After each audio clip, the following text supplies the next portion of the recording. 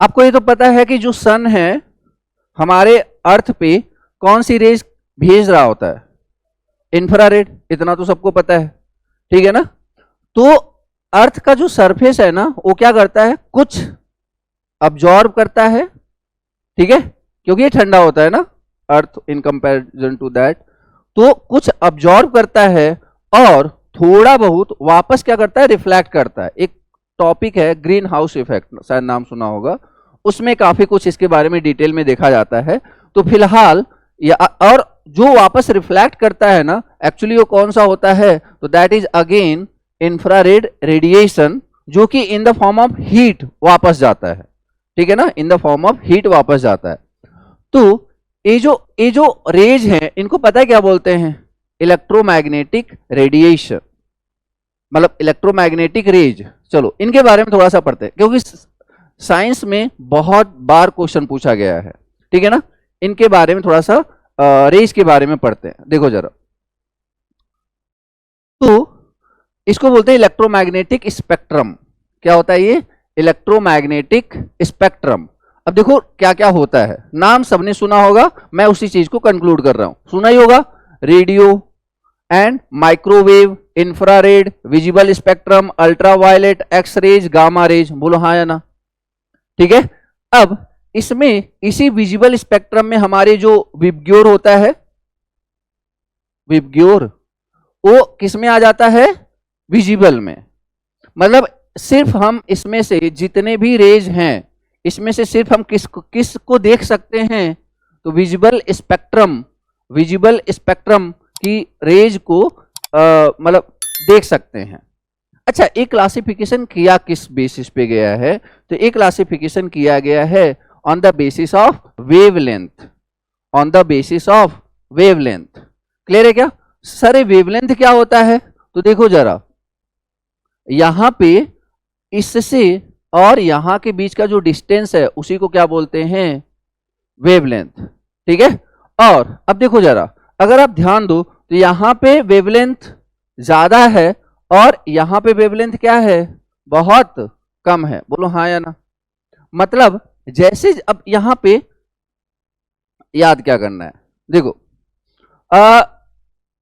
पहले तो ये सारे नाम याद करने हैं, मतलब क्या क्या याद, इससे बहुत सारे क्वेश्चन फ्रेम होंगे, एक बार अच्छे से समझते हैं। तो इलेक्ट्रोमैग्नेटिक स्पेक्ट्रम में कौन कौन सा आ जाते हैं, radio spectrum, microwave, infrared, visible, ultraviolet, X rays and gamma rays. कई बार तो ये पूछ लेते हैं कि ये जो वेवलेंथ है मीटर में इसका किस ऑर्डर का है। तो एक बात बताओ, यहां पे जैसे जैसे अपन इधर आ रहे हैं वेवलेंथ इंक्रीज हो रहा है, डिक्रीज हो रहा है, क्या हो रहा है, डिक्रीज हो रहा है, ठीक है। वेवलेंथ क्या हो रहा है, डिक्रीज हो रहा है, या फिर इधर जाने पे वेवलेंथ क्या हो रहा है, इंक्रीज हो रहा है। तो पहला क्वेश्चन यही पूछ लेंगे, चार ऑप्शन दे देंगे आपके सामने, विजिबल, इंफ्रारेड, माइक्रोवेव, रेडियो, बताओ सबसे ज्यादा वेवलेंथ किसकी है, what is the answer, radio wave. कुछ समझ में आया। अब देखो हमें याद कैसे करना है, यहां पे और ये जो अल्ट्रावायलेट, एक्सरेज और गामा रेज हैं ये क्या हैं, बेसिकली लो वेवलेंथ की बेसिकली रेज हैं, ठीक है।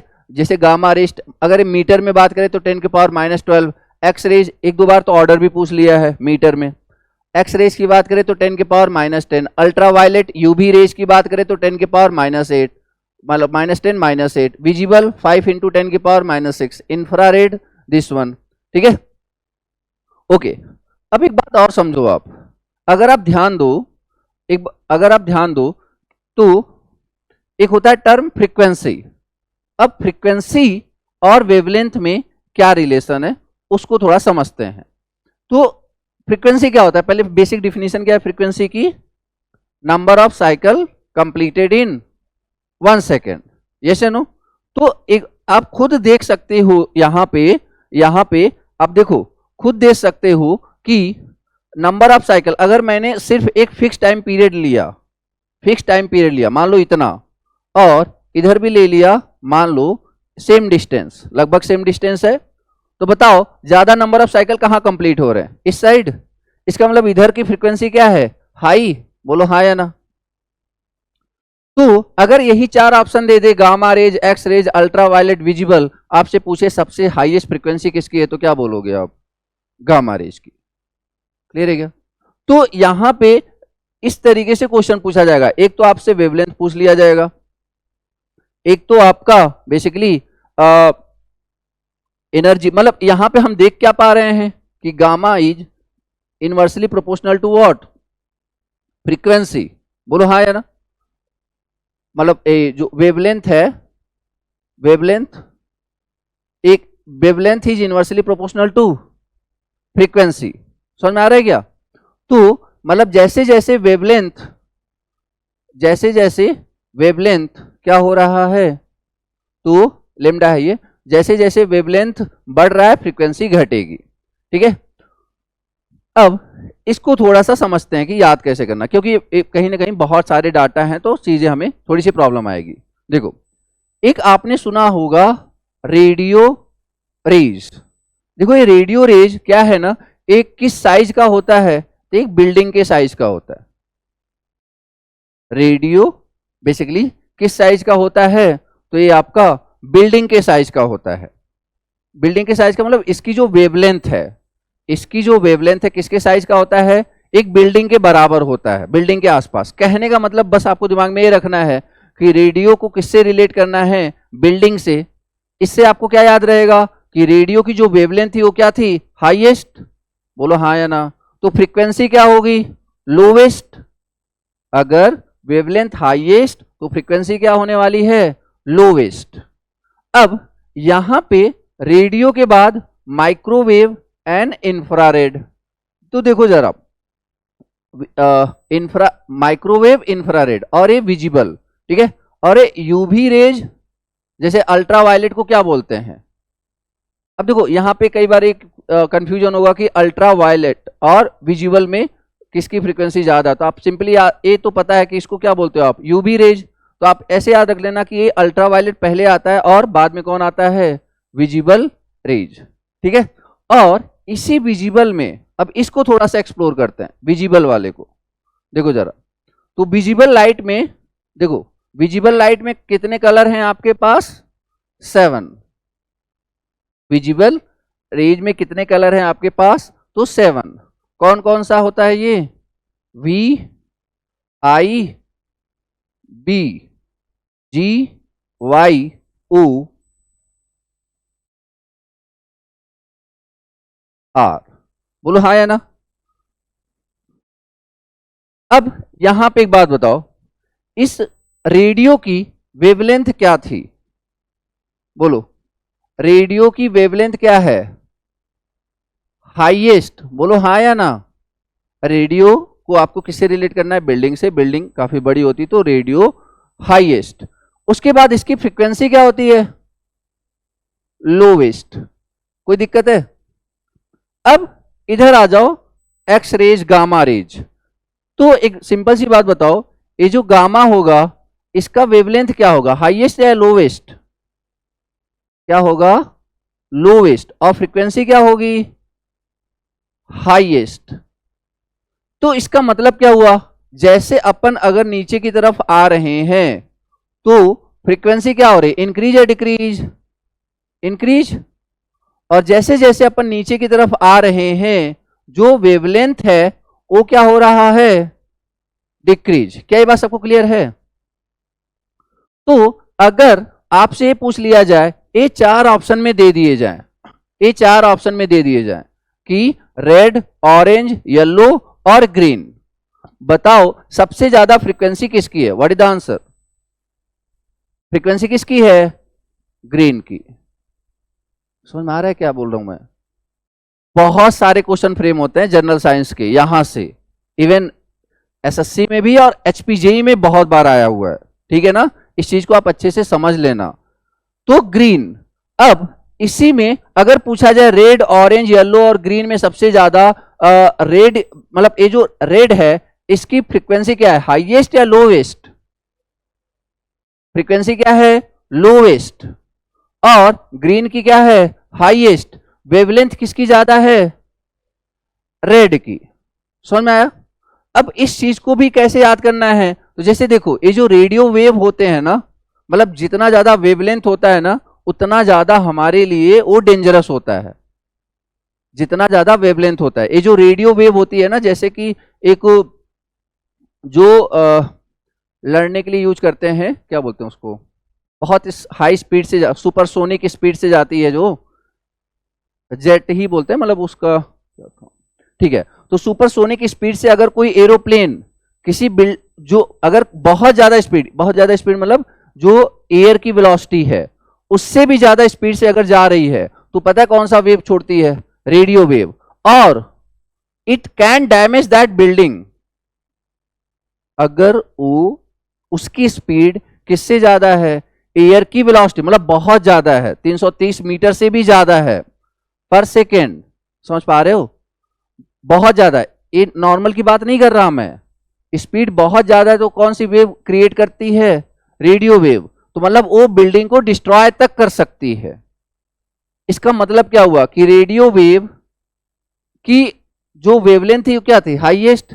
तो हाईएस्ट वेवलेंथ का जो वेव होता है that is dangerous for us. समझ पा रहे हो क्या, मैं जस्ट एक चीज रिलेट करने की कोशिश कर रहा हूं। मतलब जो ज्यादा वेवलेंथ का होता है वो हमारे लिए खतरा होता है, और खतरे का निशान कलर क्या होता है, रेड। तो वहां से आप चीज इसको याद रख सकते हो कि जो रेड है उसकी जो वेवलेंथ है वो क्या है, हाईएस्ट, याद हो जाएगा। और अगर एक चीज याद हो गया कि रेड का वेवलेंथ क्या है, हाईएस्ट, तो फ्रीक्वेंसी क्या हो जाएगी, लोएस्ट। और विब ग्योर तो आपको याद ही है ना, अगर रेड याद है मतलब विब ग्योर मतलब जो वायलेट होगा, ऑब्वियस सी बात है इसकी वेवलेंथ क्या होगी, मिनिमम ना, और फ्रीक्वेंसी क्या होगी, मैक्सिमम। समझ पा रहे हो नहीं।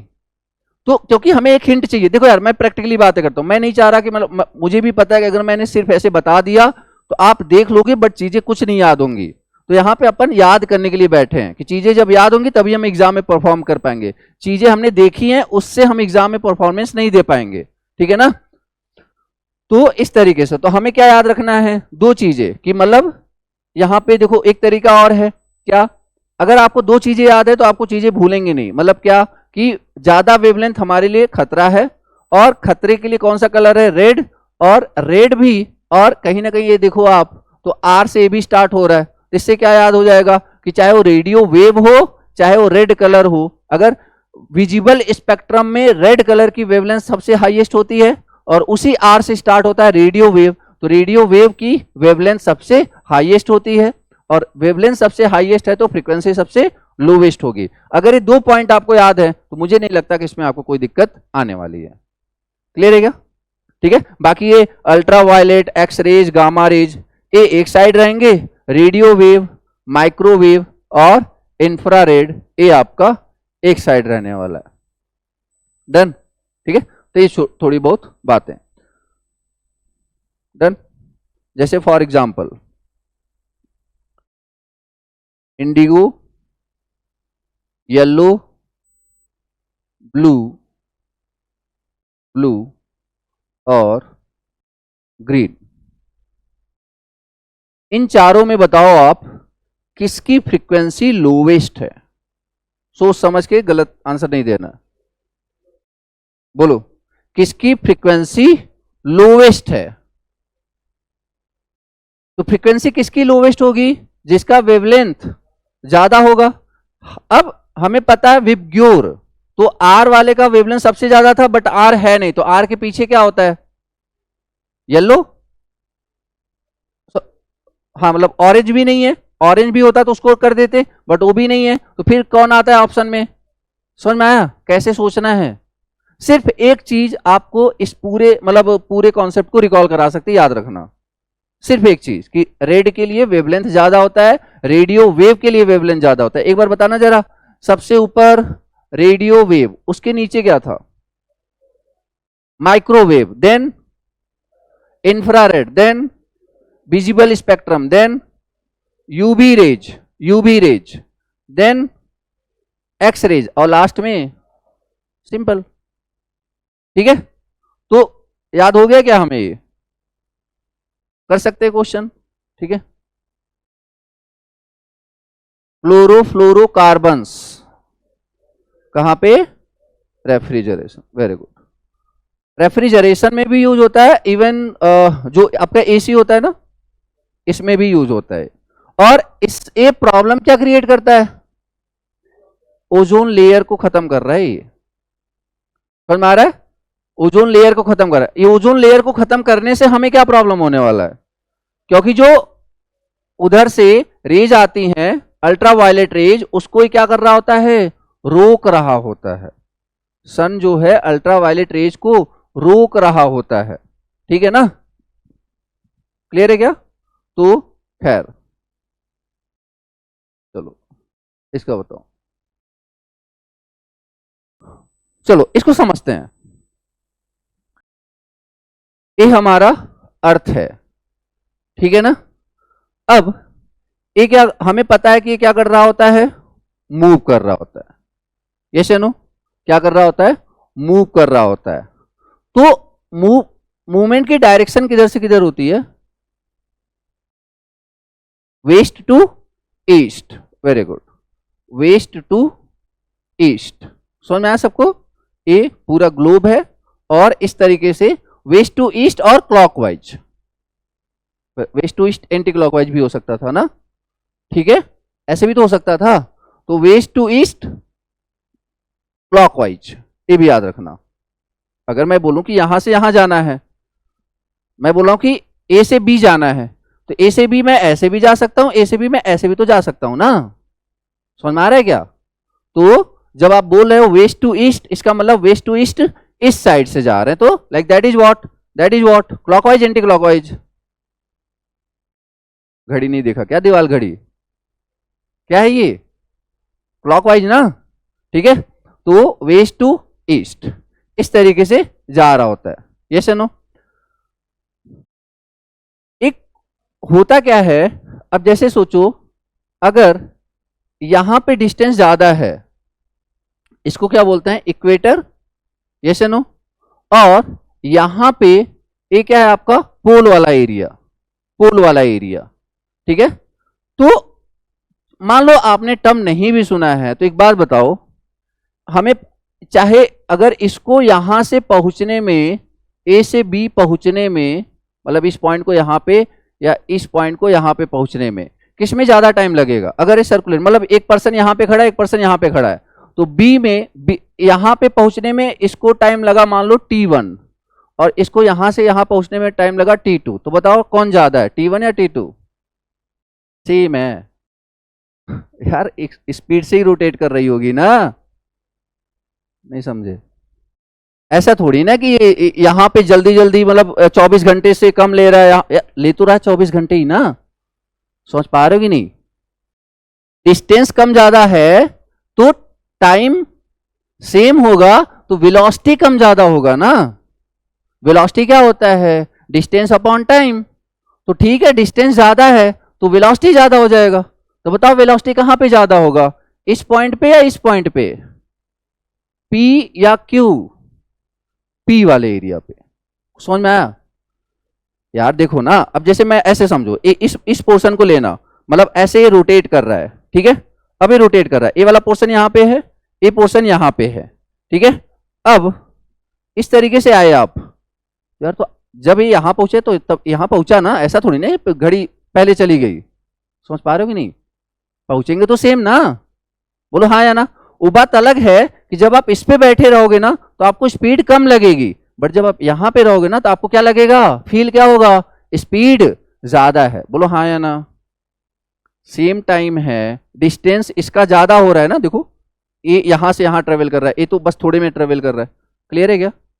तो इसकी स्पीड के, मतलब यहां पे जो होगा उसको क्या लगेगा कि मैं ज्यादा स्पीड से घूम रहा हूं, और यहां पे जो होगा वो क्या लगेगा कि स्पीड कम है, बस इतना सा डिस्टेंस है। बोलो हाँ या ना?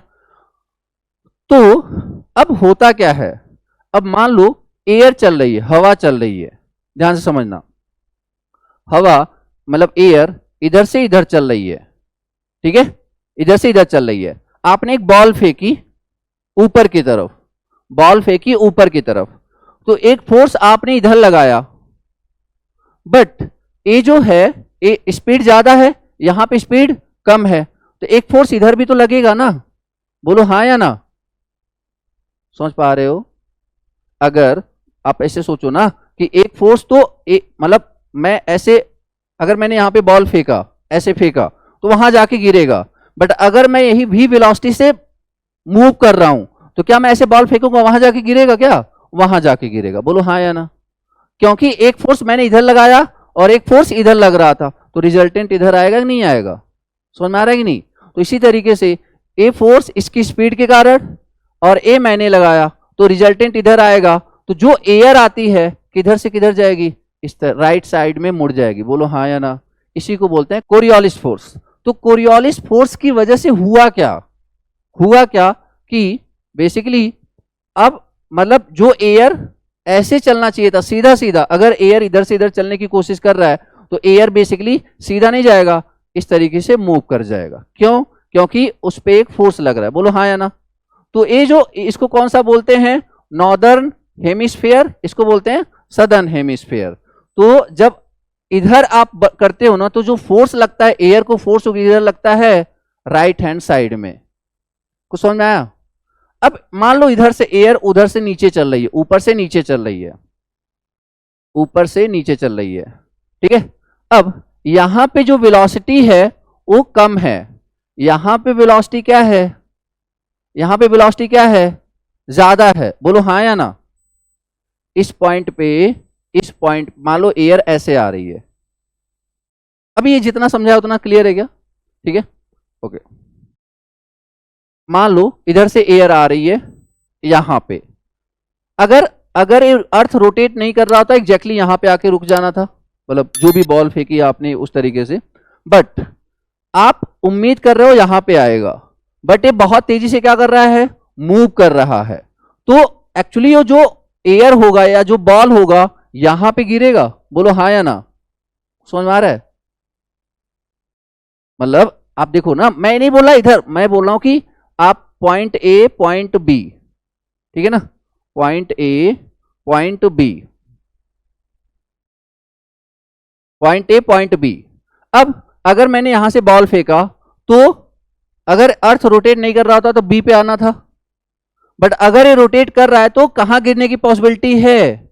ए पे। बोलो हाँ या ना? क्योंकि ए आगे बढ़ जाएगा, बी आगे बढ़ जाएगा, पी यहां पे आ जाएगा। आ रही बात समझ में?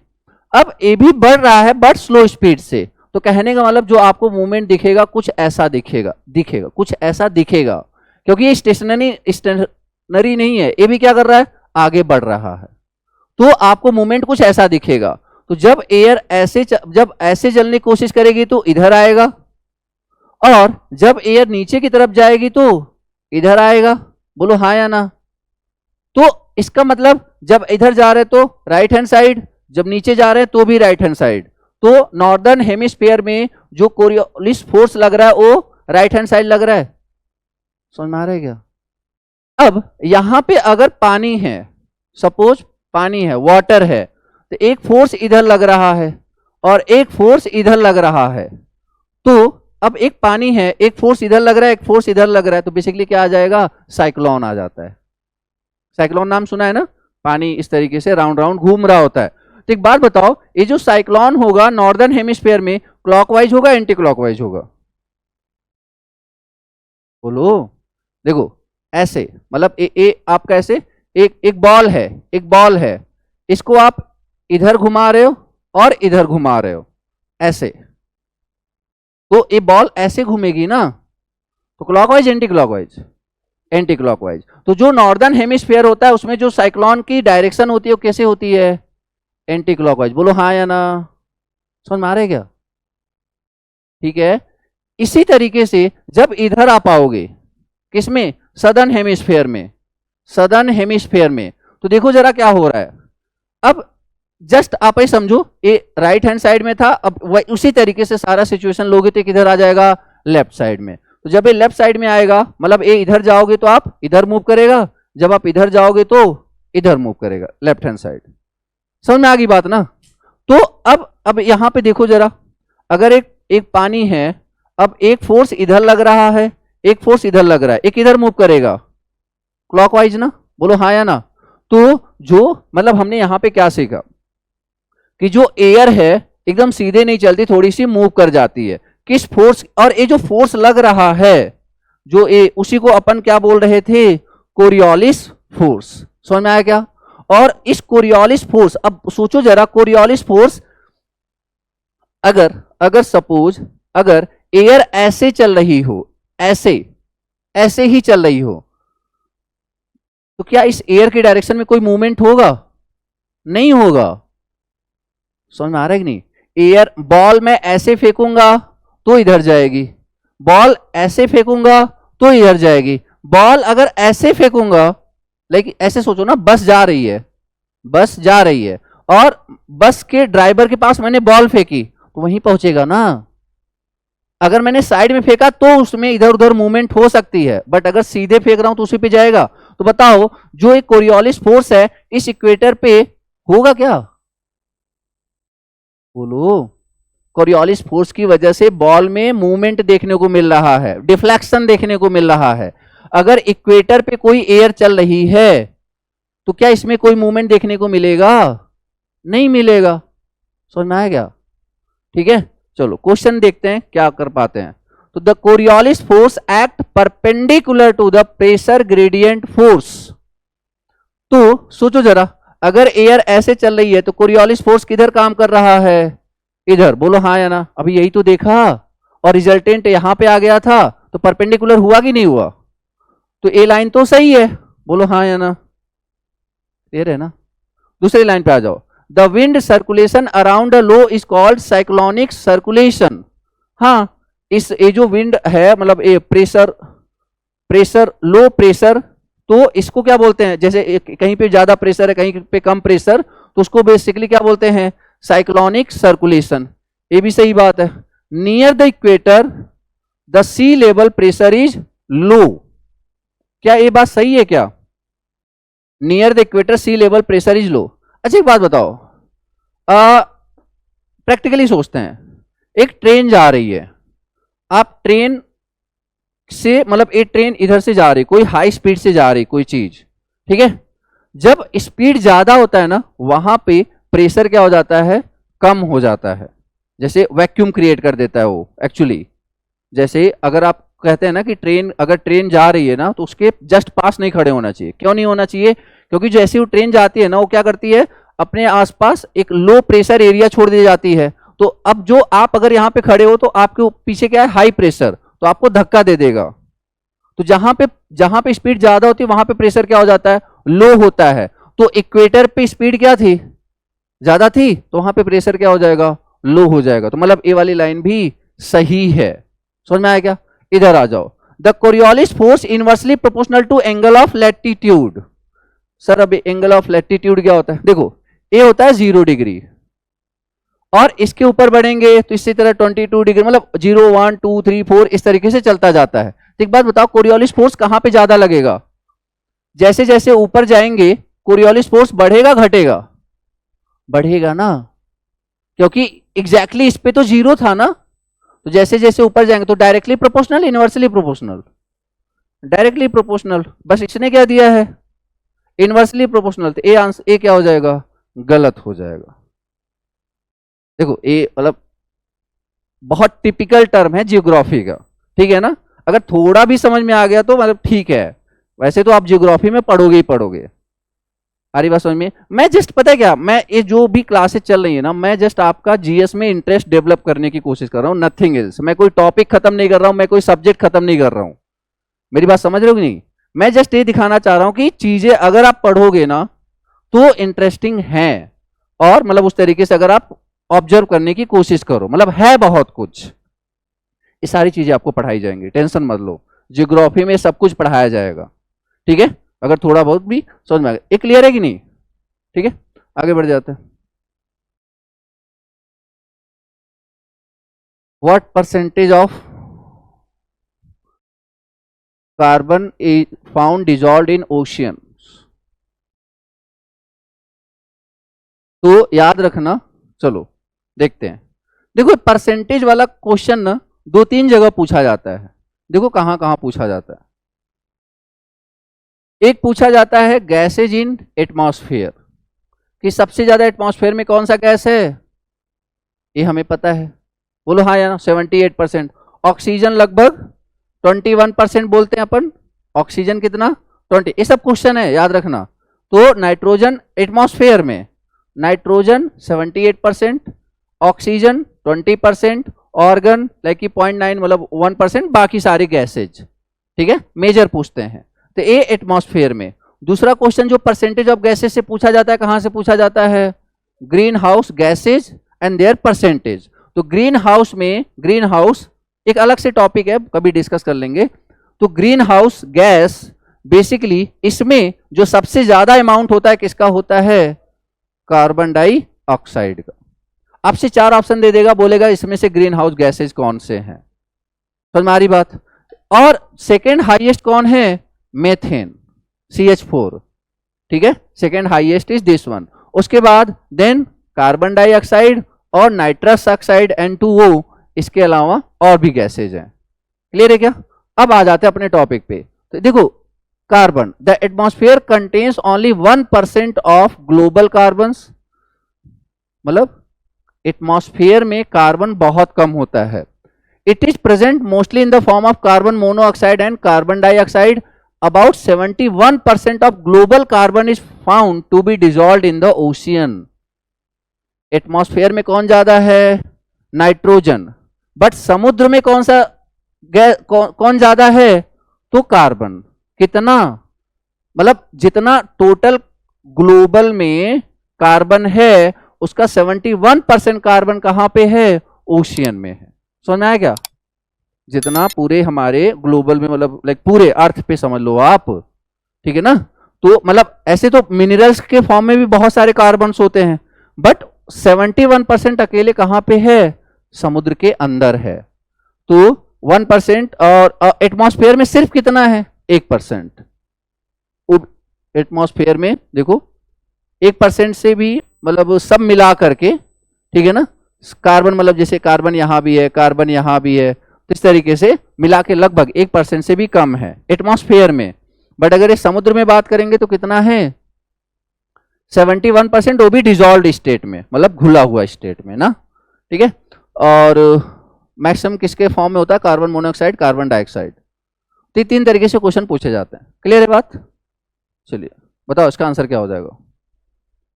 Answer is 71%। क्लियर है क्या?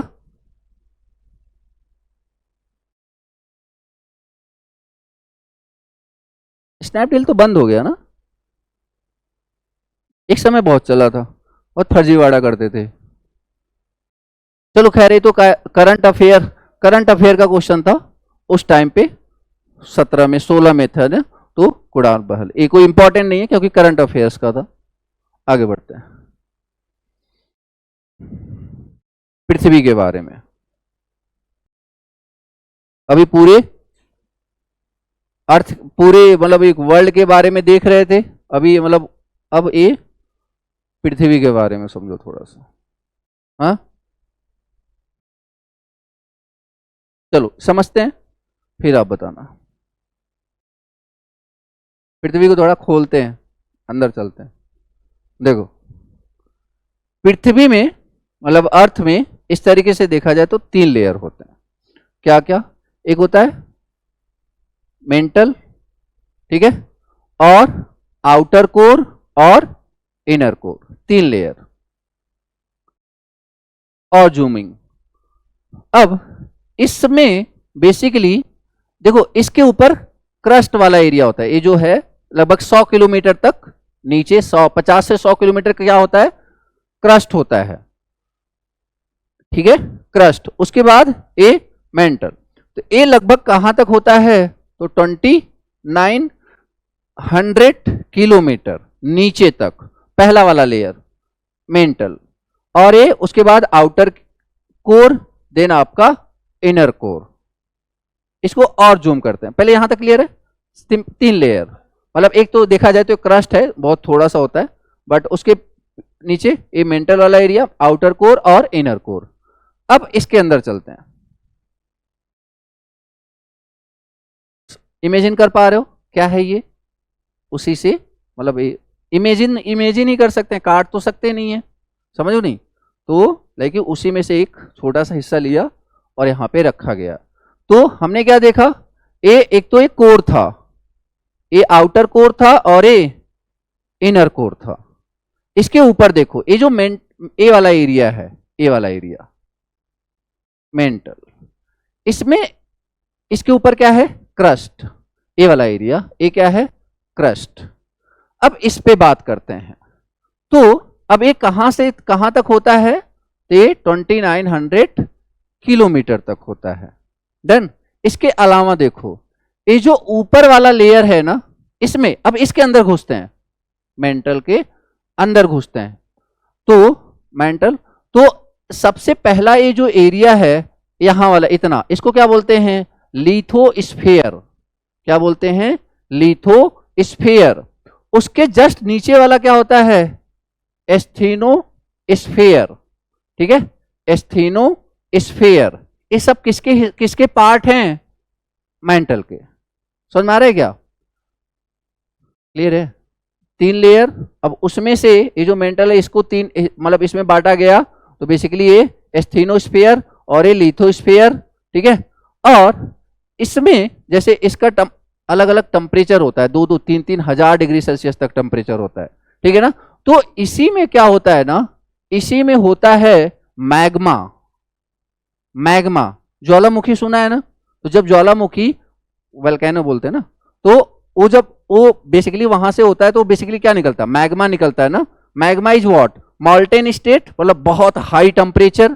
तो वो बेसिकली किस लेयर में होता है, तो स्फीयर में होता है।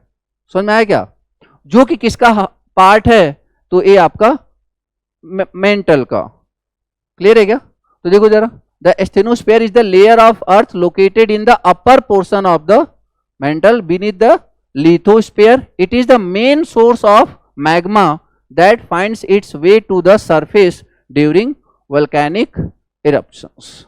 समझ में आया, मतलब यहाँ पे ऐसे अब सोचो ना, अंदर पूरा मतलब मॉल्टेन स्टेट में हाई टेम्परेचर में भरा पड़ा है, फिर क्या होगा, जगह बना के निकलेगा ना वो, बोलो हाँ या ना। मतलब जगह बना करके ऐसे ही तो होता है, ऐसे कुछ ऐसे होता है, ऐसे होता है, ऐसे होता है। जब अंदर रहेगा तभी तो निकलेगा ना। तो जो मैग्मा है ये इसके अंदर होता है, तभी ये क्या होता है, ज्वालामुखी के फॉर्म में फट रहा होता है। समझ में आया। ठीक है, चलो आ जाओ क्वेश्चन में। क्या था क्वेश्चन हमारा, with reference to the interior of the earth consider the following statement. चलो, the earth core is made up of very heavy material. हाँ सही बात है। The mantle extends from most discontinuity to a depth of 2900 kilometre, ये भी सही बात है। ठीक है, the material in the upper mantle portion is called magma, ये भी सही बात है। तो तीनों सही हो गए क्या, दैट इज आंसर। ठीक है, सूखा, सूखा पड़ता है ना जगह जगह, तो कितने टाइप के सूखा, मतलब ये जो इसको क्लासिफाई किया गया है, तो ये 3 टाइप का होता है। चलो देखते हैं एक बार फिर समझते हैं। 3 टाइप का होता है, एक मौसम संबंधी मतलब मेटोलॉजिकल ड्राफ्ट। ये क्या होता है, 25% से मान लो एक तरीके से देखो, अगर बारिश कम हुई, जैसे कि अभी प्लेन एरिया में हो रहा है, बारिश रिलेटिवली क्या हो रही है, कम हो रही है, तो उसको बेसिकली क्या बोल देते हैं, मेट्रोलॉजिकल ड्राफ्ट, मतलब मौसम संबंधी सूखा। ठीक है ना। 25% से अधिक, मतलब जो बारिश होनी चाहिए, अगर 100% नॉर्मल बारिश है, तो अगर 25% से कम हो रहा, मतलब 75% ही हुआ, समझ पा रहे हो कि नहीं, 75 या 75 से कम ही हुआ, मतलब 60% हुआ, तो 60% हुआ मतलब वो 25% से क्या हो गया, कम हो गया। जो बारिश होनी चाहिए थी 25% से अधिक की कमी होने पर, तो बेसिकली इसको बोलते हैं। और यही चल के आगे क्या बोल जाता है, हाइड्रोलॉजिकल और एग्रीकल्चरल ड्राफ्ट। अब पहले इनको समझ लेते हैं। 3 टाइप के ये होते हैं। एक तो क्या हो गया, हाइड्रोलॉजिकल ड्राफ्ट, मतलब जल विज्ञानी सूखा। तो ये क्या होता है, जब वाटर इन द सोर्सेज, मतलब जो वाटर का अमाउंट है वाटर रिसोर्सेज में, मतलब जमीन के अंदर, वो क्या हो जाए, कम हो जाए। मतलब जो पॉन्ड्स वगैरह हैं, जो भी रिसोर्सेज हैं, वो क्या हो जाए, बेसिकली क्या हो जाए, उनमें अमाउंट क्या हो जाए, मतलब एक तरीके से तालाब सूख जाए, ठीक है ना। तो ये बेसिकली क्या होता है, हाइड्रोलॉजिकल ड्राफ्ट। ग्राउंड वाटर नीचे चला जाए, एक्वाफायर्स, लेक्स, नदियां सूख जाए, तो इसी को क्या बोलते हैं, हाइड्रोलॉजिकल। मतलब ये पानी का अमाउंट बेसिकली क्या हो जाए, कम हो जाए, ठीक है ना। ओके, और यही अब ऑब्वियस बात है पानी यहाँ पे, इसके अलावा ये हो गया, समझ पा रहे हो, रिलेट कर पा रहे हो कि नहीं। मतलब एक तो लाइक कि पानी ऐसे अगर बारिश नहीं हुई, देखो हमारे पास पानी की रिसोर्सेज क्या है, एक तो बारिश, दूसरा लाइक कि अंदर से या फिर तालाब हो गया या फिर लेक्स हो गए, ए वगैरह। तो अगर उधर ऊपर से ही नहीं बारिश हो रही है तो उसे क्या बोल देंगे, मेट्रोलॉजिकल ड्राफ्ट, मौसम संबंधी सूखा। अगर जो हमारे सोर्सेज हैं वो इम्पटी हो गए तो उसको क्या बोलेंगे, हाइड्रोलॉजिकल ड्राफ्ट। इसी तरीके से एग्रीकल्चरल ड्राफ्ट क्या होता है, एक एग्रीकल्चरल ड्राफ्ट होता है, तो जब मॉइस्चर कंटेंट कम हो जाए, सिंपल सी बात है, अगर मॉइस्चर कंटेंट कम हो गया, जैसे एक फसल के लिए नमी तो चाहिए ही चाहिए होती है, अगर वो मॉइस्चर कंटेंट ही कम हो गया तो ऑब्वियस सी बात है, अगर किसान फसल लगा भी देगा तो अच्छे से होगा नहीं। तो अगर मॉइस्चर कंटेंट कम हो जाए तो मतलब अब ऑब्वियस सी बात है, जैसे अब आप ऐसे समझो, राइस है, उसको ज्यादा बेसिकली नमी वाला जमीन चाहिए होता है, ऐसे नो। और जैसे बाजरा हो गया, ये सब, ये लोग मतलब कि इनको ज्यादा नमी वाली जगह नहीं चाहिए होती है, ठीक है ना। तो मतलब सूखे एरिया में भी हो सकते हैं। तो अलग अलग फसल की रिक्वायरमेंट अलग अलग होती है।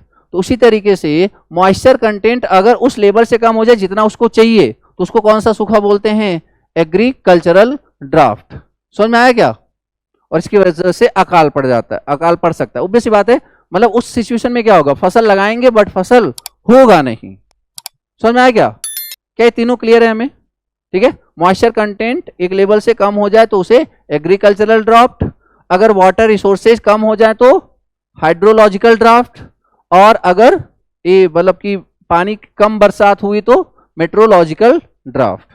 तीन टाइप के होते हैं सूखा अगर देखा जाए। अब बताओ इसका आंसर क्या हो जाएगा, एग्रीकल्चरल ड्राफ्ट। समझ में आ गया। ग्रेनाइट, देखो तीन टाइप के होते हैं, जो रॉक होते हैं ना, वो तीन टाइप के क्लासिफाई किए गए हैं। एक आपका आग्नेय चट्टान भी बोलते हैं इसको, और इग्नियस रॉक, सेडिमेंट्री रॉक्स और मेटामॉर्फिक रॉक्स, तीन टाइप के हैं। अब तीनों में जैसे अब देखो, अभी तक ये शायद नाम आपने में भी जिन्होंने नहीं पढ़ा नहीं सुना होगा, बट ये सारे नाम जरूर सुने होंगे। जैसे मान लो ये माइका एंड क्वार्ट्ज, ये सुना होगा, ठीक है ना। जैसे मार्बल हो गया, ये सुना होगा। तो इसी तरीके से जैसे क्या बोलते हैं, स्लेट सुना होगा, लाइम स्टोन सुना होगा। मैं जस्ट ये बोलना चाह रहा हूं कि ये भी क्लासिफाइड हैं, किसी न किसी फॉर्म में क्लासिफिकेशन किए गए हैं। चलो अब एक तरफ से देख लेते हैं। इग्नियस में कौन कौन है, basalt, granite, diorite, mica and quartz. तो अभी तो फिलहाल इसने ये पूछा है ना, कल को कुछ और पूछ सकता है, बोलो हाँ या ना। अरे बात समझ में। इसी तरीके से सेडिमेंट्री रॉक्स में क्या क्या हो जाएगा, हैलाइट, जिसे आप क्या बोलते हो, सेंधा नमक, ठीक है, वो भी क्या है, ये बेसिकली हैलाइट बोलते हैं उसको, clear. Sand stone, then lime stone, चूना पत्थर, और सिल्ट स्टोन, एक इसमें है सेडिमेंट्री रॉक्स में। इसके अलावा देखते हैं मेटामॉर्फिक रॉक्स, तो मार्बल, स्लेट, क्वार्टजाइट और फाइलाइट। समझ में आया। तो ये चीज ये नोट कर लो आप ना। सिलिका, इसमें से कौन सिलिका होता है, एक्चुअली ये जो क्वार्ट्ज होता है ना, इसका फॉर्मूला ही होता है SiO2, और यही क्या होता है, समझ में आया, ठीक है, simple. Wetland forming, very good, right, ठीक है। History 1 and 3, very good. देखो यार सिंपल सा है, 1940 में जो मुस्लिम लीग थी, इसने पहली बार मांग करी थी कि हमें एक अलग देश चाहिए जिसको आज हम क्या बोलते हैं, पाकिस्तान, 1940 में पहली बार। अच्छा, मुस्लिम लीग की स्थापना कब हुई थी? 1906 में, 1906 आफ्टर बंगाल विभाजन, ठीक है ना। खैर, इसके बाद अगर बात करें साल्ट सत्याग्रह, नमक आंदोलन की, तो ये 1942 में नहीं हुआ था, ये हुआ था 1930 में, जिसमें गांधी जी ने दांडी यात्रा करी थी, ठीक है ना। दांडी यात्रा करी थी, कब हुआ था? 1900। अच्छा, जिन्होंने नहीं पढ़ा परेशान मत हो, मतलब ये तो हिस्ट्री पढ़ोगे तभी चीजें आपको अच्छे समझ में आएंगी, ठीक है ना। खैर, लिख सकते हो। हाँ, अगर ये जो 1942 वाला दिया है ना, एक्चुअली इस समय क्या हुआ था? भारत छोड़ो आंदोलन, ठीक है ना, भारत छोड़ो आंदोलन हुआ था, तो ये 1942 में हुआ था, चलाया गांधी जी ने ही था, बट ये जो नमक सत्याग्रह है तो ये तो आपका 1930 में है। चलिए, उसके बाद मतलब ये स्टेटमेंट गलत है, ये तो सही है। Jayaprakash Narayan was a socialist member of Congress, हाँ ये सही बात है, तो आंसर इज व्हाट? सी, ठीक है।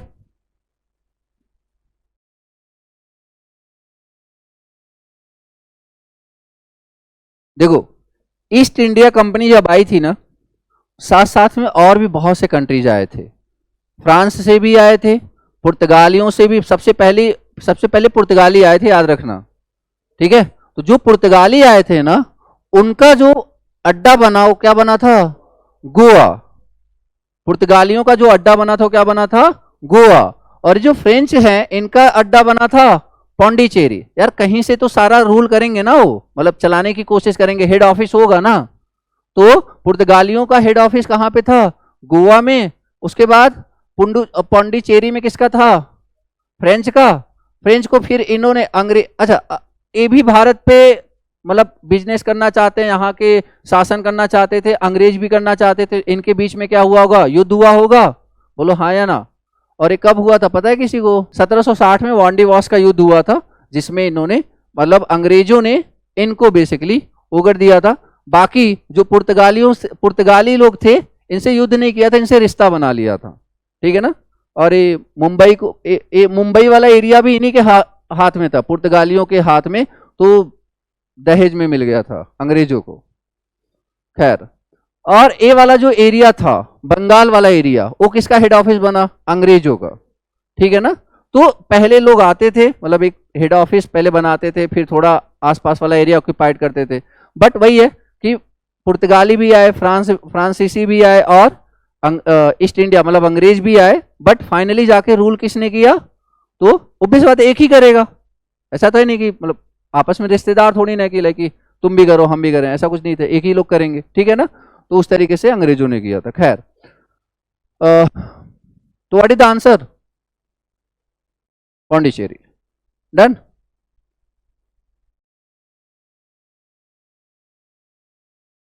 चलो, ये वर्ल्ड हिस्ट्री से जॉर्ज वाशिंगटन, ठीक है ना, जॉर्ज वाशिंगटन। अमेरिका के फर्स्ट प्रेसिडेंट थे कौन?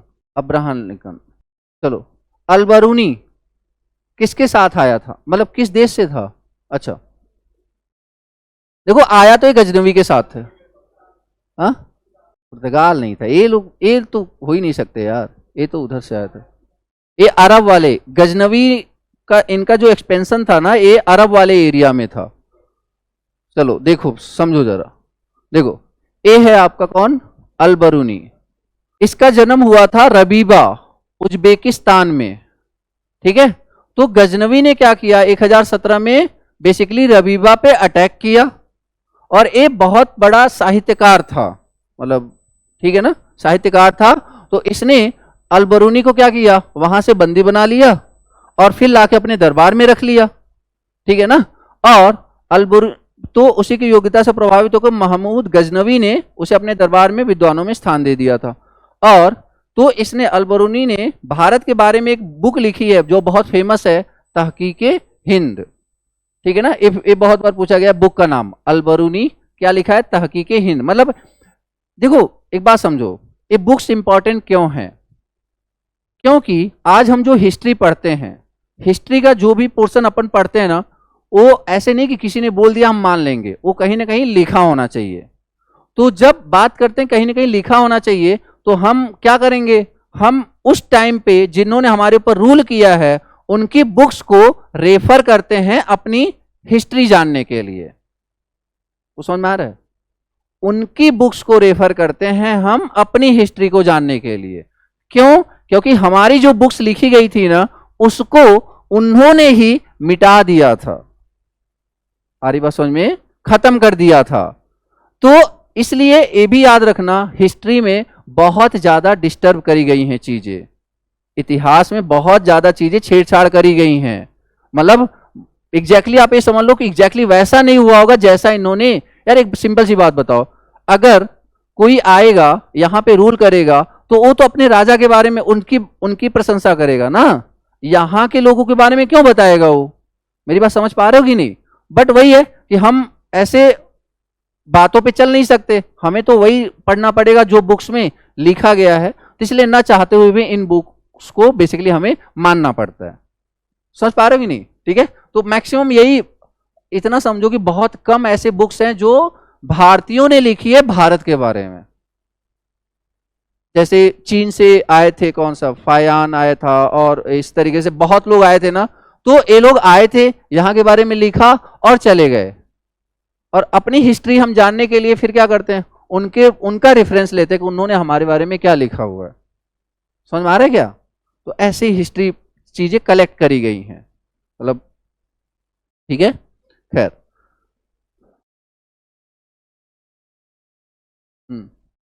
फर्स्ट चाइनीज पिलग्राम, तो ये आपका था फायान। ये आया था पता है किसके टाइम पे?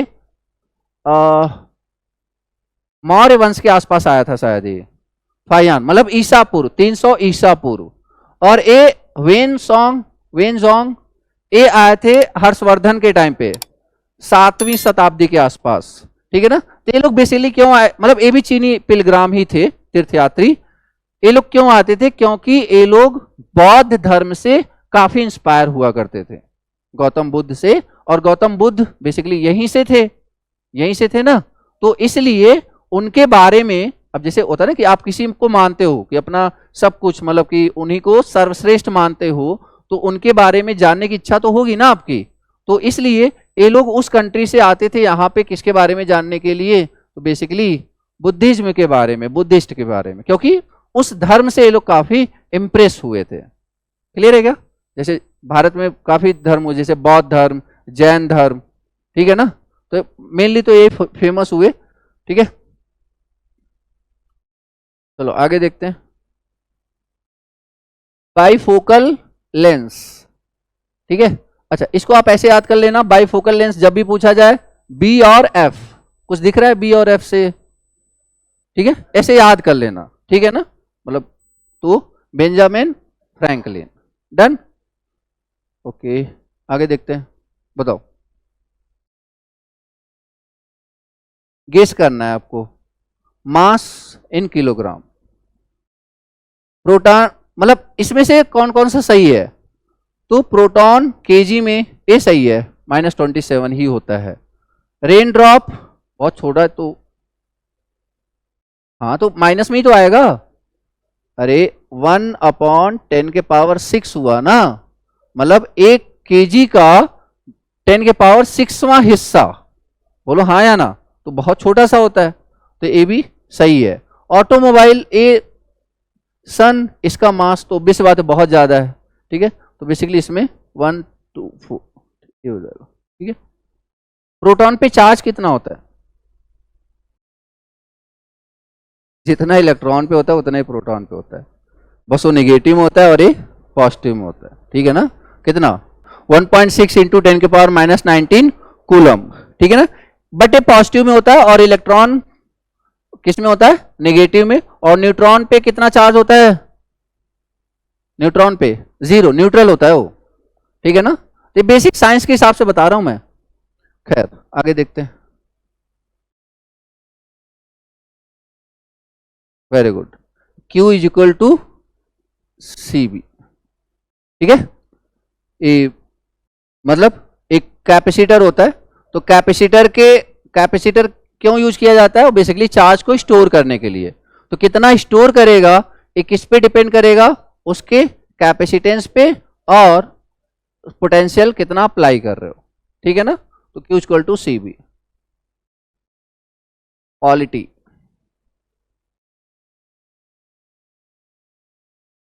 Power of judicial review and independence of the judiciary. अब देखो यार, मतलब जिन्होंने नहीं पढ़ा पॉलिटी, मैं थोड़ा सा बताऊं ये टॉपिक मतलब एक किस बेसिस पे पूछा गया है।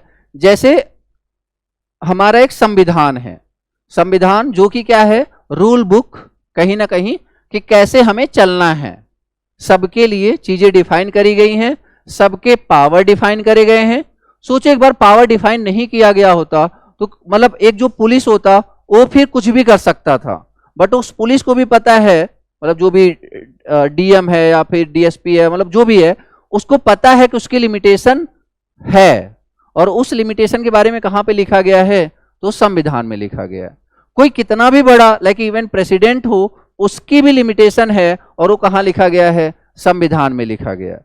तो कहने का मतलब सिंपल सा है कि वो क्या है हमारे लिए, रूल बुक। तो जब ये रूल बुक मतलब जब ये संविधान हमारा बनाया जा रहा था, तो बनाते समय जैसे आप मान लो एक पीपीटी बना रहे हो, तो पीपीटी बनाते समय आप क्या करते हो, आप पहले टॉपिक देखते हो कि हमें इस टॉपिक पे पीपीटी बनानी है। फिर क्या करते हो कि आप एक लेआउट देखते हो, तो आपने गूगल पे डाला, एक लेआउट आया, उसके बिहाफ पे फिर उसमें एक टॉपिक आता है, उस टॉपिक को आपने फिर से गूगल पे सर्च किया और वहां पे डाला। इस तरीके से आपने 1-2-3 घंटे में पीपीटी तैयार करी। क्या आपने किसी एक वेबसाइट, किसी एक पर्टिकुलर साइट का यूज किया होगा क्या? अलग अलग साइट से क्या किया होगा, डाटा कलेक्ट किया होगा, बोलो हाँ या ना। तो इसी तरीके से जब हमारा संविधान बन रहा था, तो उस समय और भी देशों के क्या बन चुके थे, संविधान ऑलरेडी बन चुके थे। तो इसलिए क्या किया इन्होंने कि ये रूल मतलब अब सबकी बुक्स मतलब सबके संविधान लाके रख लिए सामने। अब इन्होंने देखा कि अच्छा इनका ये रूल सही लग रहा, ज्यादा रिजिड नहीं लग रहा, तो एक काम करते हैं इसको रख लेते हैं। मतलब सबका कंपैरिजन करते थे, उसमें से जो सबसे अच्छा लगता था उसको क्या करते थे, रख लेते थे। तो मतलब बेसिकली इसको बोलते हैं कि फीचर्स को हमने क्या किया, बोरो किया। समझ में आ रहा है क्या? तो अलग अलग देशों से अलग अलग फीचर्स हमने क्या किए, बोरो किए। तो उसी तरीके से पूछा जाता है कि हाँ बताओ ये वाला फंडामेंटल राइट है, ये कहां से लिया गया, या फिर डीपीएसपी है, ये कहां से लिया गया। तो इस तरीके से क्वेश्चन पूछा जाता है, ठीक है ना। तो इसके लिए पूरा लेक्चर मतलब जब चीजें आपको पॉलिटी पढ़ोगे तो सारा 2-3 लेक्चर तो सिर्फ यही चलता है कि कहां से क्या लिया गया है, ठीक है। फिलहाल अपन उसमें बहुत ज्यादा डिटेल में ना जा करके अभी फिलहाल ये बता दूं कि ये जो पावर ऑफ जुडिशियल रिव्यू है और independence of the judicial of the Indian system है, ये लिया गया है यूनाइटेड स्टेट्स से, ठीक है। ये कहां से लिया गया है, यूनाइटेड स्टेट्स से। क्लियर है क्या? जैसे ये आयरलैंड है, आयरलैंड से क्या लिया गया है, DPSP, directive principle of state policy. DPSP क्या है, तो डीपीएसपी बेसिकली ये है कि एक स्टेट को इंस्ट्रक्शन है कि आपको किस बेसिस पे आपका मोटिव क्या होना चाहिए काम करने का, ठीक है, ठीक है। खैर बहुत सारी बातें हैं तो पॉलिटी में ही देखेंगे, आगे देखते हैं। समझ में आया नहीं? मतलब मैं ऑब्वियस बात है, इस कम टाइम में मैं सब कुछ नहीं बता सकता, मैं जस्ट एक बता रहा हूं कि क्या किया था इन्होंने, क्या पूछना चाहते थे, ठीक है ना। ओके, ये क्वेश्चन तो आपके डेली लाइफ के लिए भी इंपॉर्टेंट है, जरूरत पड़ सकती है कभी कभी। देखो समझो जरा, एक है आर्टिकल नंबर 20, मतलब लिखा गया होता है आर्टिकल, मतलब आप ऐसे समझो जैसे होता है ना कि जब संविधान लिखा होगा इन्होंने तो क्या किया होगा, पहले जैसे अपन कोई बुक लिखते हैं तो पहले चैप्टर लिखते हैं, चैप्टर के बाद पेज लिखते हैं, उसी तरीके से जब संविधान लिखा गया तो क्या लिखा गया, पहले शेड्यूल बनाया गया, फिर उसके बाद मतलब पार्ट्स बनाए गए, उसके बाद उसमें आर्टिकल नंबर बनाए गए। तो जैसे अलग अलग पेज होता है वैसे अलग अलग आर्टिकल्स हैं। तो आर्टिकल नंबर 20 में इन्होंने मतलब संविधान में क्या लिखा गया कि मान लीजिए कोई पर्सन है, उसने कोई अपराध किया, कोई अपराध किया, अब उसके मतलब ये कहीं ना कहीं उस पर्सन के मतलब उस पर्सन के लिए बनाया गया है। ध्यान से समझना इस बात को, ये जो रूल है उस अपराधी के लिए बनाया गया है, उस अपराधी को फेवर करने के लिए बनाया गया है, ठीक है ना। जैसे जैसे फॉर एग्जाम्पल मान लीजिए किसी ने किसी के घर से मतलब कोई क्राइम किया, उसको 10 साल की सजा हुई, उसको 10 साल की सजा हुई, तो हाई कोर्ट ने क्या किया कि मान लो चलो उसको बोल दिया कि अब तुम 10 साल के लिए जेल में रहोगे। अब वो जैसे ही बाहर आया, आपने बोला यार 10 साल तुमने सजा कर 10 साल तुमने क्राइम 10 साल पहले तुमने एक क्राइम किया था, उसके लिए तुम्हें फिर से 10 साल की सजा दी जाती है। तो अगर ऐसा हो गया तो क्या उस अपराधी के सामने क्या उसके साथ एक भेदभाव नहीं होगा क्या? तो ऐसा ना हो, इस चीज से बचने के लिए कुछ रूल्स बनाए गए। क्या? पहला कि किसी एक अपराध के लिए एक पर्सन को एक ही बार सजा दी जा सकती है। समझ में आया यार? फायदा अगर ये ना लिखा होता तो फायदा उठा सकते थे ना वो। ये तो आप इथिकली बोल रहे हो ना, याद रखना पॉलिटिक्स में इथिकली बहुत कम काम करते हैं। ऐसा नहीं है मतलब यार अरे यार ये तुम गलत कर रहे हो, नहीं, उसका कोई वो नहीं है। वो जो वकील होते हैं ना, वो बस उस लैग को ढूंढ रहे होते हैं कि कौन सा पॉइंट नहीं लिखा है, उसी का फायदा उठाते हैं वो। याद रखना इस बात को। तो अगर ये नहीं लिखा होगा तो बोल देंगे कहां लिखा है, क्राइम तो किया है, क्राइम किया है मानते हो कि नहीं? हाँ मानते हैं। तो ये कहां लिखा है कि दोबारा सजा नहीं दे सकते? आ रही बात समझ में? तो इसलिए उसके प्रोटेक्शन के लिए, उस अपराधी के प्रोटेक्शन के लिए, उसके साथ भेदभाव ना हो, अन्याय ना हो, उसके लिए लिखा गया। तो देखो जरा क्या, no person would be punished for the same offence more than once. समझ में आया? ऑब्वियस सी बात है, होना चाहिए। 3 चीजें लिखी गई है, ये पहला पॉइंट था। दूसरा पहले समझते हैं फिर क्वेश्चन का आंसर करेंगे। दूसरा, अब दूसरा उन्होंने क्या लिखा है कि कोई भी व्यक्ति जो अपराधी है वो अपने खिलाफ एविडेंस पेश नहीं करेगा। यार अब एक बात बताओ, तुम मर्डर करके तुमसे पूछे अच्छा बताओ तुमने मर्डर किया कि नहीं किया, तुम मानोगे क्या? समझ पा रहे हो कि नहीं? अगर ये ना लिखा होता तो बोलता कि मैंने नहीं किया है, तो बोलता मैं तुम्हारी बात क्यों मानूं? तो बोलता कि तुम मुझे बताओ पॉलिटी में कहां, मतलब संविधान में कहां लिखा है कि तुम हमारी बात नहीं मानोगे। हमारी बात समझ में? तो इस चीज से बचने के लिए उन्होंने क्या किया कि लाइक देखो तुम तो नहीं बोलोगे, ठीक है, तुम्हें जो बोलना है अपने वकील को बताओ, वकील हमें बताएगा। आई बात समझ में? ठीक है। तो ए है आपका क्या कि no person shall be asked to give evidence against himself और हरसेल्फ। ये नहीं कि खुद ही वकालत कर रहे हैं वहां पे जाकर के, आपको चुपचाप कटघरे में खड़े रहना पड़ेगा। जो भी बोलना है कौन बोलेगा? आपका वकील बोलेगा। जो भी आपको बोलना है आप पहले से बोल के लाओ उसे।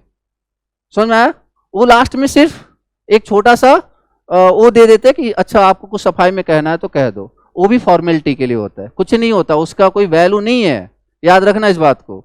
वो जो कोर्ट में मूवी में दिखा देते हैं ना, वैसा कुछ है नहीं कि अच्छा आपको सफाई में कहना है तो कुछ भी बोल देते हैं और इतने तेज में आके बोलते हैं। जैसे आपने आवाज ऊंची करी ना, तुरंत 4 साल की और सजा लो।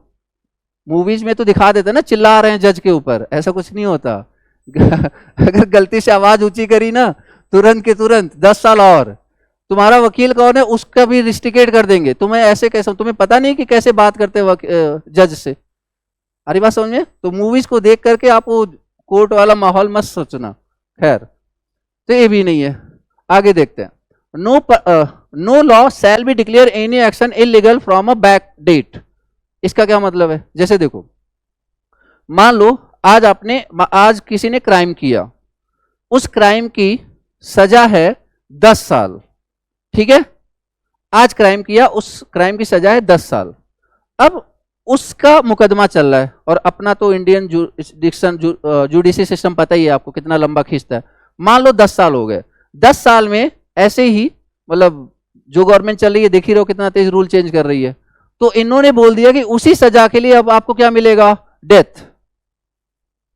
मतलब उसी सजा के लिए जो सजा पहले 10 साल थी, मतलब जिस क्राइम के लिए पहले 10 साल की सजा थी, अभी उसी क्राइम के लिए 10 साल, मतलब 10 साल अभी उसका मुकदमा चल ही रहा है।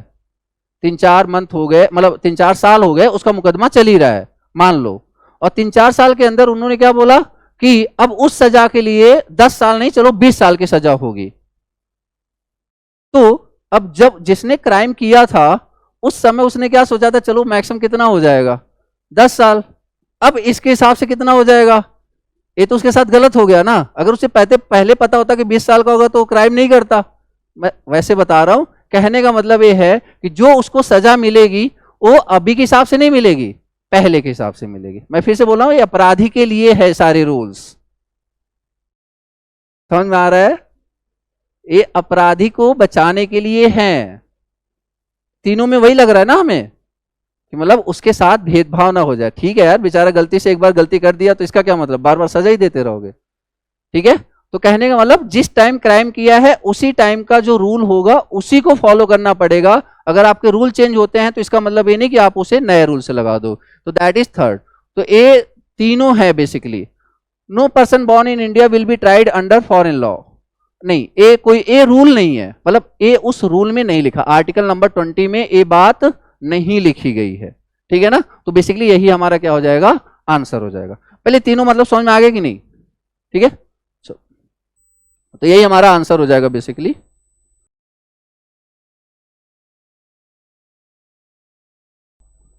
खैर 92 part of the state list. पहले इस टॉपिक का मतलब समझो, स्टेट लिस्ट क्या होता है। देखो जैसे एक बात समझो, मान लो तुम्हारे और तुम्हारे पड़ोसी के बीच में झगड़ा हुआ, तो तुम कहां जाओगे? कहां जाओगे? मान लो जुडिशरी में जाना है तो कहां जाओगे? हाई कोर्ट, सुप्रीम कोर्ट जाओगे क्या? कहां जाओगे? डिस्ट्रिक्ट कोर्ट जाओगे? आ रही बात समझ में? अब वहां से अगर रेफर किया तो मे भी आप कहां पहुंच जाओ, हाई कोर्ट। समझना जरा बात को ना। अब इसी तरीके से मतलब क्या है, अब मान लो कोई जमीन संबंधी कोई बात है, अब उसमें फिर आप कहां जाओगे? या फिर कोई एजुकेशन रिलेटेड कोई बात है, उससे रिलेटेड समझौते के लिए आप कहां जाओगे?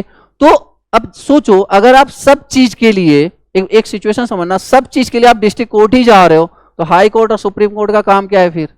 कुछ समझ में आ रहा है क्या? तो कहने का मतलब यहां पे 3 लिस्ट बनाया गया है कि देखो यार, ये डिपार्टमेंट तुम्हारा है, इस मतलब ये जो फील्ड है ना, इसको स्टेट का कोर्ट डील करेगा। ये जो फील्ड है इसको बेसिकली आपका यूनियन सेंटर डील करेगा। और अब वहां पे एक प्रॉब्लम आई, कुछ में कॉमन दिख रहा था कि नहीं कि ऐसे करो कि थोड़ा सा मतलब ऐसा दो कि मैं चाहूं तो मैं भी कर लूं, मैं चाहूं तो मैं भी कर लूं। तो इसी तरीके से यहां पे बेसिकली क्या किए गए हैं, 3 लिस्ट बनाए गए हैं। 3 लिस्ट। एक क्या होता है, यूनियन लिस्ट। इनमें रिलेटेड जो भी टॉपिक्स हैं, इससे रिलेटेड जो भी डिसीजन मेकिंग पावर होगी वो किसकी होगी? किसकी होगी? यूनियन की, मतलब सेंट्रल गवर्नमेंट की। इससे रिलेटेड इसमें जो भी टॉपिक्स हैं, इसका जो भी डिसीजन मेकिंग पावर होगा किसके पास होगा? स्टेट के पास। ठीक है, और इसमें जो होगा, ये जो भी मतलब ये जो कंकरेंट लिस्ट, मतलब इससे रिलेटेड डिसीजन ए भी ले सकता है और ए भी ले सकता है। समझ में आया क्या? जैसे घर में है, 2 भाई हैं, 2 भाई या फिर मान लो समझो आप हो, आपके पिताजी हैं, तो कुछ डिपार्टमेंट लाइक मान लो आपकी जॉब लग गई, तो लाइक हाँ ठीक है, ये सामान लाना है नहीं लाना है, ये आपकी डिपार्टमेंट है। और जो बड़े डिसीजंस हैं वो पेरेंट्स ले रहे हैं। कुछ समझ पा रहे हो कि नहीं? तो कहीं ना कहीं कुछ चीजें मतलब ना चाहते हुए भी वो चीजें अलग हो रहती हैं कि हाँ इससे रिलेटेड डिसीजन इनको लेना है, इससे रिलेटेड डिसीजन इनको लेना है। कुछ इंपॉर्टेंट डिसीजन होते हैं तो आपस में क्या करते हैं, मिलकर डिसाइड करते हैं। बोलो हाँ या ना। कुछ समझ में आ रहा है कि नहीं? जैसे फॉर एग्जाम्पल कि हाँ सब्जी लानी है, तो वो तो आप अपने, अब उसके लिए थोड़ी पापा को फोन करोगे। आ रही बात समझ में क्या? तो इसी तरह मान लो कोई बड़ा चीज लाना है तो हाँ ठीक है वो अपने से ला दी, या फिर कुछ इस तरीके से कि नहीं मतलब बहुत बड़ा डिसीजन है तो आपस में मिलकर समझौता कर रहे हैं। तो उसी तरीके से यहां पे है। तो इंपॉर्टेंट यहां पे देखो क्या है, जैसे डिफेंस है, डिफेंस में क्या कभी स्टेट इंटरफेयर कर सकता है? नहीं। वो सारी डिसीजन मेकिंग पावर किसकी है? सेंट्रल गवर्नमेंट की, यूनियन की। टॉपिक समझ में आया कि नहीं? अब तक टॉपिक समझ में आ गया? ठीक है। और एटॉमिक एनर्जी, फॉरेन अफेयर्स, अब बताओ स्टेट से फॉरेन से कोई लेना देना है? समझ में आ रहा है कि नहीं? मतलब कॉमन सेंस लगाएंगे तो भी कई बार आंसर आ जाएगा। उसके बाद वॉर एंड पीस, मतलब ऑब्वियस सी बात है, अभी जो भी युद्ध से रिलेटेड होगा, अब यहां से गवर्नमेंट थोड़ी नहीं जाएगी चलो हम करेंगे रिप्रेजेंट करेंगे, वो तो फिर सेंट्रल गवर्नमेंट ही करेगी ना, बोलो हाँ या ना। इसी तरीके से बैंकिंग वाला फील्ड हो गया, रेलवेज, रेलवेज में स्टेट का कोई कंट्रीब्यूशन नहीं होता, वो सेंट्रल गवर्नमेंट का होता है। पोस्ट एंड एयरवेज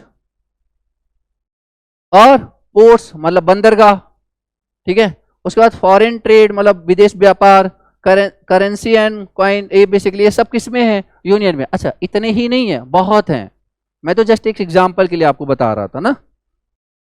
हाँ, यूनियन लिस्ट के पास 100 सब्जेक्ट हैं, ठीक है, यूनियन लिस्ट के पास 100 सब्जेक्ट हैं और स्टेट के पास 61 सब्जेक्ट हैं, और इसमें साथ 52 सॉरी, कंकरेंट लिस्ट में कितने हैं 52। मतलब इस तरीके से 52 डिपार्टमेंट ऐसे हैं जिसके डिसीजन दोनों लेंगे, इस तरीके से 61 डिपार्टमेंट ऐसे जिसके डिसीजन सिर्फ और सिर्फ कौन लेगा, स्टेट गवर्नमेंट, और सेंट्रल मतलब सेंट्रल गवर्नमेंट इनसे रिलेटेड जो भी पावर मतलब डिसीजन होगी, ये 100 सब्जेक्ट हैं, ठीक है। इसी तरीके से समझ में आएगा नहीं, तो इस तरीके से होता है। अब सोचो ना, एक बार सोच के देखो, सिंपली सोच के देखो, जब आप गवर्नमेंट जॉब करने लग जाओगे आपके सामने कई ऐसे सिचुएशन आएगा कि आप मान लो कहीं भी डील कर रहे हो, लोकल मतलब पब्लिक मतलब लोकल गवर्नमेंट या फिर मतलब लाइक कहीं भी ऐसे डील कर रहे हो, तो आपको पता तो होना चाहिए ना कि कौन सी चीज स्टेट के हाथ में आती है, कौन सी चीज सेंटर के हाथ में आती है। समझ में आ रहा है कि नहीं? अभी आपको जिम्मेदारियां नहीं लग रही ना, जब आप वहां पे पहुंचोगे तो बहुत सारी जिम्मेदारियां आ जाती हैं। सिर्फ आप इलेक्ट्रिकल इंजीनियरिंग का काम नहीं करने वाले हो, याद रखना, बहुत सी चीजें ऐसी आएंगी जो डील करनी पड़ती हैं। तो कहने का मतलब वही, इसीलिए जीएस पढ़ाया जाता है कि चीजें कहीं ना कहीं ओवरऑल डेवलपमेंट जिसको बोलते हैं, ठीक है। खैर,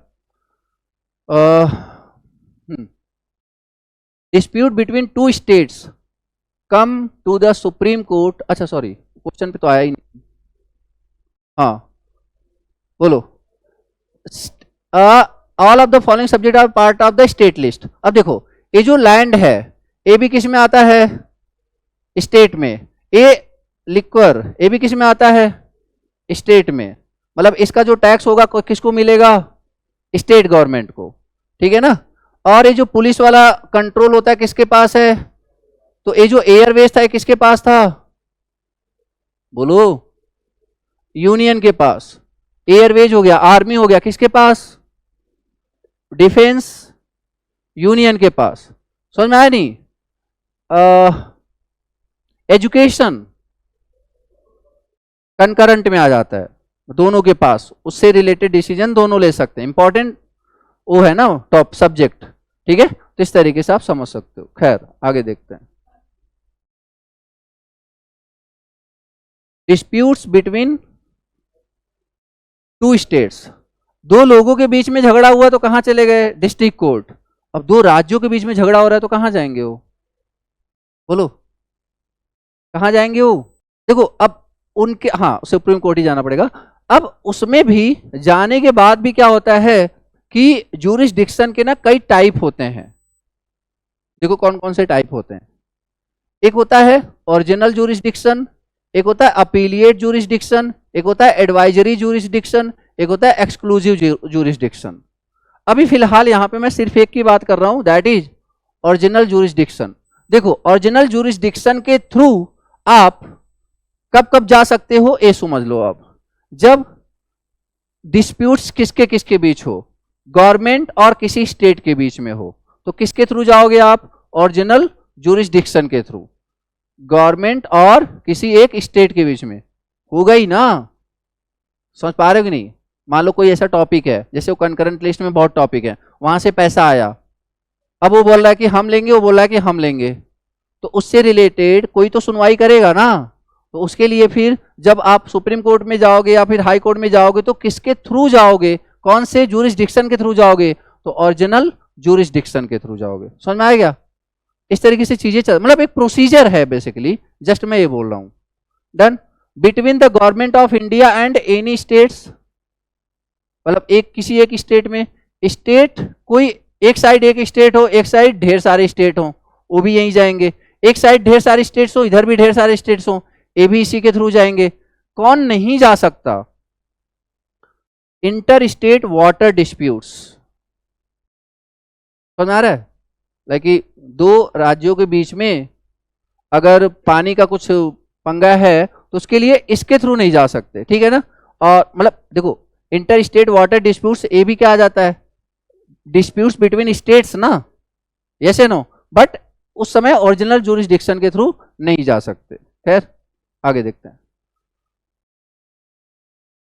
क्रिकेट ही देखते हो क्या? कौन है? लिएंडर पेस, नाम सुना है कि नहीं? ये नाम पे मत जाना, अंग्रेजों वाले नाम लग रहे हैं, बट है ये भारतीय, ठीक है ना। लिएंडर पेस, महेश भूपति, सानिया मिर्जा, ये लोग क्या हैं? टेनिस प्लेयर ही तो हैं। देख लो, दर्शन करा देता हूं मैं। देखो, ये है आपके लिएंडर पेस, ठीक है। और एक कौन है, इनको तो सुना होगा अभी, पीवी संधू। कब हाईलाइट हुई थी? कब? 2016 में। कौन सा ओलंपिक?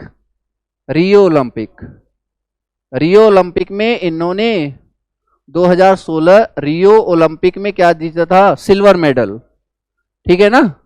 और साइना नेहवाल, इन्होंने 2012 में लंदन ओलंपिक में भी लंदन ओलंपिक में क्या जीता था? Silver medal. समझ में आया? ये भी क्वेश्चन पूछ लेता है, इसमें 4 ऑप्शन दे देगा, बोलो इसमें से किसने ओलंपिक मेडल जीता हुआ है। छोटी बात नहीं है ना ओलंपिक मेडल जीतना। तो दोनों लोगों ने ही क्या जीता हुआ है? Silver medal. इन्होंने 12 में कहां पे हुआ था? ये लंदन में। ये 16 में कहां पे हुआ था? ये रियो, ठीक है ना। और ये कौन थे? ये आपके प्रकाश पादुकोण। ये बेसिकली पहले के टाइम के बहुत अच्छे प्लेयर थे बैडमिंटन, वर्ल्ड नंबर 1 तक पहुंचे हैं ये, पहले के, अभी नहीं, ठीक है। तो प्रकाश पादुकोण मतलब शायद 96 के आसपास। हाँ अच्छा, इन्होंने भी क्या जीता है? ब्रॉन्ज मेडल जीता है ओलंपिक में, ये भी याद रखना, 96 में, ठीक है। लिएंडर पेस ने मिक्स डबल खेलते हैं, मिक्स डबल, टेनिस में सिंगल नहीं, सिंगल में तो ये आपके क्या हैं, नाडाल और ये रोजर फेडरर, ये नाम तो सुना होगा, ठीक है। ये लोग हाईलाइटेड प्लेयर है। तो ये मिक्स डबल खेलते थे, ठीक है ना। और अब खैर, तो ठीक है, तो क्या हो जाएगा आंसर? बोलो। लिएंडर टेनिस प्लेयर, बाकी तीनों लोग क्या हैं? बैडमिंटन प्लेयर, ठीक है। Last question, serpent and the rope, ये लिखा है इन्होंने राजा राव ने। आर के नारायण ने एक बहुत ही फेमस बुक लिखी है, नेशनल पे एक प्रोग्राम आता था पहले, वेरी गुड, मालगुडी डेज, याद है? देखा है कि नहीं किसी ने? वो स्टोरियां बताते थे, मतलब स्टोरियां बताते थे। तो मालगुडी डेज इन्होंने ही लिखा है, आर के नारायण ने, ठीक है। तो ये बाकी कुछ और भी थे, वो करंट अफेयर से रिलेटेड, तो उसको स्किप कर दिया। तो ये बेसिकली आपका पेपर